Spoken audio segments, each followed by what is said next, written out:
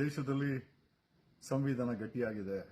ದೇಶದಲ್ಲಿ ಆ ಸಂವಿಧಾನ ಬರೆದಂತ ತಮಗೆ ತಾಮೇ ಕೊಟ್ಟಂತ, ಯಾಕಂದ್ರೆ ನೋಡಿ, ನಾನು ಯಾಕೆ ಪದೇ ಪದೇ ಸಂವಿಧಾನ ಅಂತ ಹೇಳ್ತೀನಿ, ಆ ಸಂವಿಧಾನದಲ್ಲಿ ಏನೋ ಒಂದು ಪವರ್ ಇದೆ ರೀ.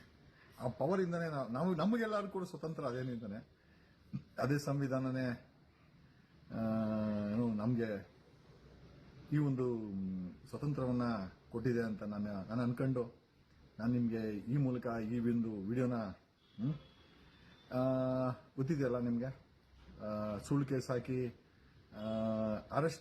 ಇಲ್ಲಿಗಲ್ ಅರೆಸ್ಟ್ ಮಾಡಿ ಕರ್ಕೊಂಡೋಗಿ ಪ್ರೊಡ್ಯೂಸ್ ಮಾಡಿ ವಾಪಸ್ ಕಳಿಸಿದಂತ ಇದೇ ವ್ಯಕ್ತಿಗಳು ಬೇರೆ ಯಾರೂ ಅಲ್ಲ, ಡಿ ಕೆ ಶಿವಕುಮಾರೇ ಮಾಡ್ತಾ ಇರೋದು. ಏನೋ ಡಿ ಕೆ ಶಿವಕುಮಾರ್ ನಿಂಗೆ ಒಳ್ಳೇದು ಮಾಡಲಿ, ದೇವ್ರು ಚೆನ್ನಾಗಿರ್ಲಿ, ನೀನು ಸಿಎಂ ಖಂಡಿತ ಆಗಲ್ಲ. ಅದು ನೀನು ಅನ್ಕೊಂಡ್ರು ಕೂಡ, ನಿನ್ನಂತೂ 100 ಜನ ಅನ್ಕೊಂಡ್ರು ಕೂಡ ಆಮೇಲೆ ದೈವ ಇದೆಯಲ್ಲ, ಖಂಡಿತ ನೀನು ಯಾವತ್ತು ಸಿಎಂ ಆಗೋ ದೂರದ ಮಾತು. ನೀನು 2028ಕ್ಕೆ ಅದಕ್ಕೆ ಮುಂಚೆನೇ MLA ಕಳ್ಕೊಂಡ್ರೆ ಮತ್ತೆ MLA ಕೂಡ ಆಗಲ್ಲ. You will not even win a single MLA. Forget about KPCC. ಏನೋ ಜನರ ಶಾಪ ನಿನ್ಗೆ ಒಳ್ಳೇದಲ್ಲ. ಸಾಮಾನ್ಯ ಜನರ ಅಧಿಕಾರದಲ್ಲಿ ಕೂತ್ಕೊಂಡಾಗ ಜನರ ಶಾಪ ಇದೆಯಲ್ಲ, ನಿನ್ ತುಂಬಾ ಚೆನ್ನಾಗಿ ತಡ್ತಾ ಐತೆ, ಇನ್ನೂ ತಟ್ಟುತ್ತೆ.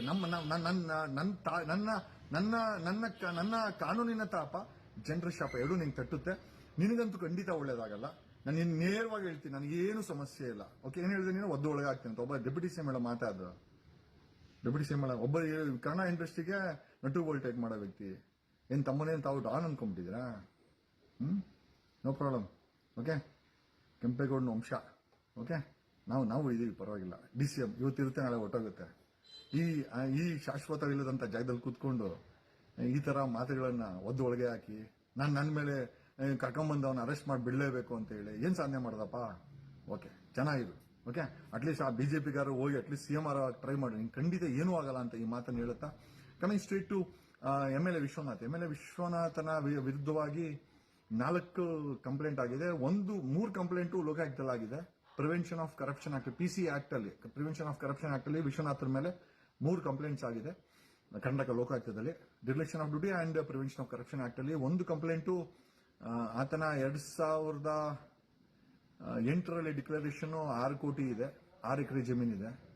2023ರಲ್ಲಿ 60 ಕೋಟಿ 127 ಎಕರೆ ಜಮೀನು, 4 kg ಚಿನ್ನ, 48 kg ಬೆಳ್ಳಿ, XYZ 7 ಬಂಗ್ಲೆಗಳು. ಸೊ ಇದ್ರ ಬಗ್ಗೆ ಈ ಅಸೆಟ್ಸ್ ಇನ್ಕ್ರೀಸ್ ಇದೆಯಲ್ಲ, ಸೊ ಇದಕ್ಕೆ source of income most important. ಈ ಸೋರ್ಸ್ ಆಫ್ ಇನ್ಕಮ್ ಫಾರ್ಮ್ ಮತ್ತೆ ಈ ಅಪ್ಪನಿಗೆ ಬರೋದು 1.5 ಲಕ್ಷ. 17 ವರ್ಷ ಅಂತ ಕಲೆಕ್ಟ್ ಮಾಡ್ಬಿಟ್ರೆ ಈ ಅಪ್ಪನಿಗೆ ಬರೋಂಥ ಸಂಬಳ MLA ಆಗಿ 20 ಲಕ್ಷ ಅಂತ ಇಟ್ಕೊಳ್ಳಿ ವರ್ಷಕ್ಕೆ. ವರ್ಷಕ್ಕೆ 20 ಲಕ್ಷ ಅನ್ಕೊಂಡ್ರೆ 17 ವರ್ಷಕ್ಕೆ ಇಲ್ಲ 17 ವರ್ಷಕ್ಕೆ ಅಪ್ರಾಕ್ಸಿಮೇಟ್ಲಿ 3.5 crores ದಾಟಾಲಿ ಅಪ್ಪನ ಇನ್ಕಮ್ ಫ್ರಮ್ ವಿಧಾನಸೌಧ ಸಂಬಳ. ಬಟ್ 60 ಕೋಟಿ ಸಂಪಾದನೆ ಇಲ್ಲಿಂದ ಬಂತು. 60 ಕೋಟಿ ಆಸ್ತಿ, 7 ಮನೆ, 4 kg ಚಿನ್ನ, 48 kg ಬೆಳ್ಳಿ, ಗಾಡಿಗಳು, ಮತ್ತೆ 112 ಎಕರೆ ಜಮೀನು.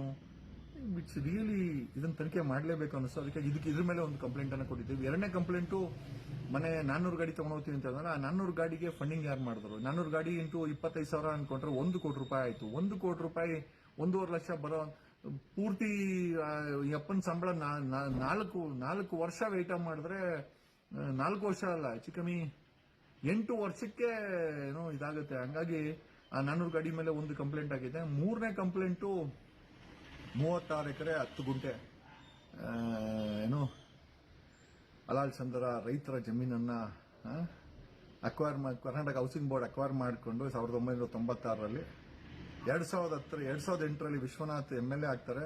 2010ರಲ್ಲಿ ಯಡಿಯೂರಪ್ಪನ ಗೌರ್ಮೆಂಟ್ ಅಲ್ಲಿ ಕರುಣಾಕರ್ ರೆಡ್ಡಿ ಕಂದಾಯ ಸಚಿವರಲ್ಲಿ ವಿಶ್ವನಾಥ್ ಅವರು ಧರ್ಮಸ್ಥಳ ಎಜುಕೇಶನ್ ಸೊಸೈಟಿಗೆ ಡಿನೋಟಿಫೈ ಮಾಡಿಸ್ಕೊಡ್ತಾರೆ.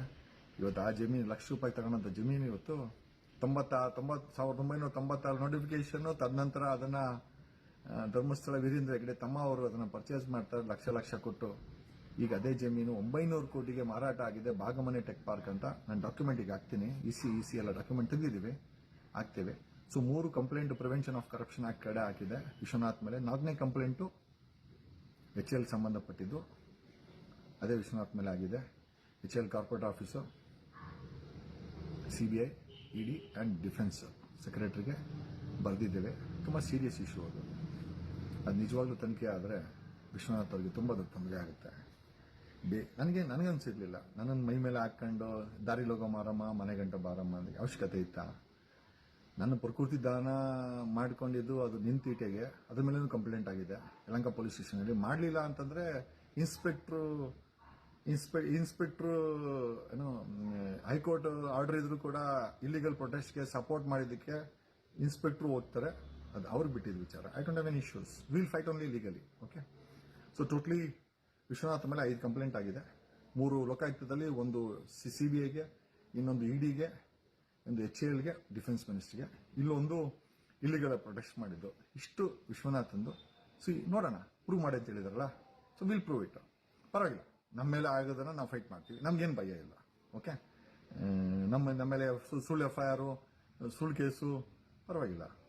ನಮಗೂ ಹೈಕೋರ್ಟಲ್ಲಿ ಚಾಲೆಂಜ್ ಮಾಡಿ ನಾವು ಕೂಡ ನಮ್ಮ ಪವರ್ನ ತೋರ್ಸಕ್ಕೆ ನಮಗೂ ದೇವ್ರ ಕೆಪಾಸಿಟಿ ಕೊಟ್ಟಿದೆ. ನಾವು ಕೂಡ ಕೆಂಪೇಗೌಡನ ವಂಶದವರು, ನಾವೇನು ಹಿಂದೇನು ಹೋಗಲ್ಲ. ಓಕೆ. ನ್ಯಾಯಾಲಯದ ಮೇಲೆ ತುಂಬಾ ನಂಬಿಕೆ ಇದೆ. ಈ ದೇಶದ ಸಂವಿಧಾನದ ಮೇಲೆ ತುಂಬಾ ನಂಬಿಕೆ ಇದೆ. ಭ್ರಷ್ಟರನ್ನ ಟಾರ್ಗೆಟ್ ಮಾಡಿದ್ಮೇಲೆ ಮುಗಿಸ್ಲೇಬೇಕು, ಅವರನ್ನ ಅವ್ರ ಯೋಗ್ಯತೆ ತೋರಿಸಲೇಬೇಕು ಅನ್ನೋ ಛಲ ಕೂಡ ಇದೆ.